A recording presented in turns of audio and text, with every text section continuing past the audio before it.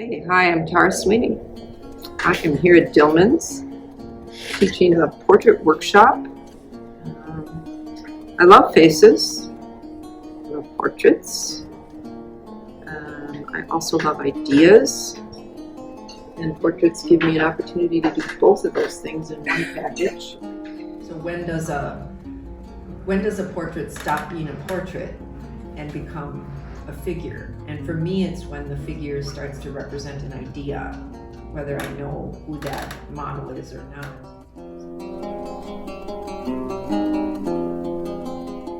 What besides just here's my granddaughter or here's my Aunt Norma, like what ideas can come across the more universal connection? And that's because it's interesting to me as an artist, and I think for viewers and potentially for collectors, that's really interesting.